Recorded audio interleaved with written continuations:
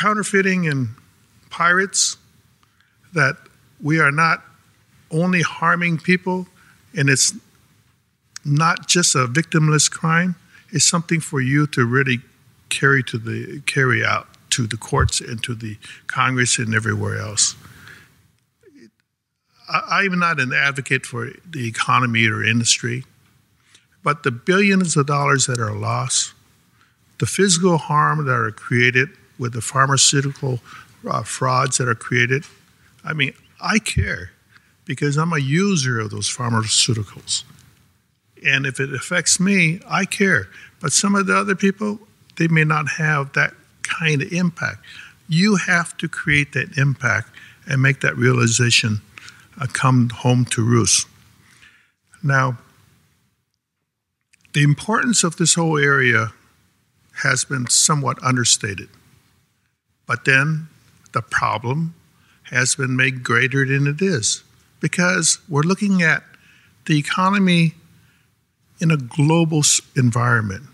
The globalization of our economy is such that we're not always just looking at internally within the United States. I've been to many conferences where as I sit here and listen to the presentations, they would browbeat China, browbeat every other foreign country and finger point to the other country as being the core of the problem. That might very well be the case, but we have to deal with the situations as we can, and we have to work from within first. We in the U.S. courts recognize that we have to build up the judiciary in a systematic approaches around the world. The courts, through the Committee on International Judicial Relations, of which I serve as the chair for the Asia component, has worked with the rule of law training throughout the world, helping the system of jurisprudence within the country to create better transparency, better independence of the judiciary, try to eradicate the corruptions, and get to the core of the matter and start correcting problems.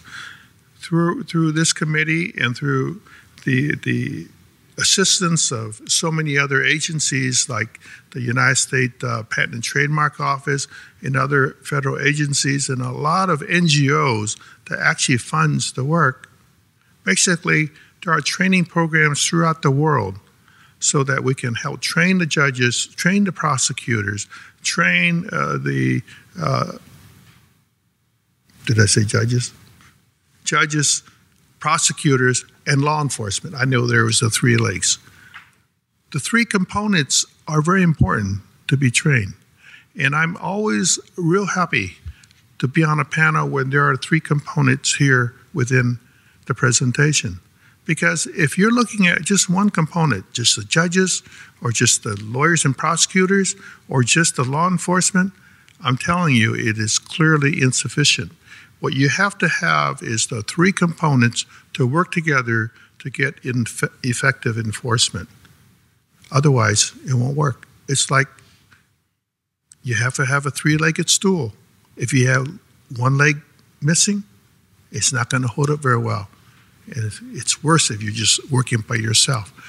So on our end, we're working with the judiciary, and we're working in concert with these other people to ensure that we have good, effective prosecution. Now, effectively,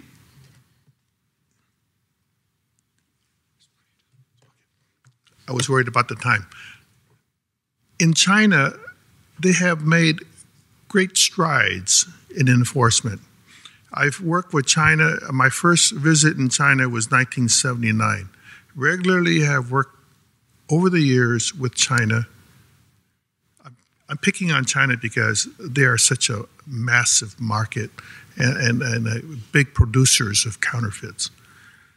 I have to say to you, I say there's a lot more work that China can do. But the progression of developments throughout China over the years have been such that I'm really happy. They could do a lot more, but internally, the laws have improved,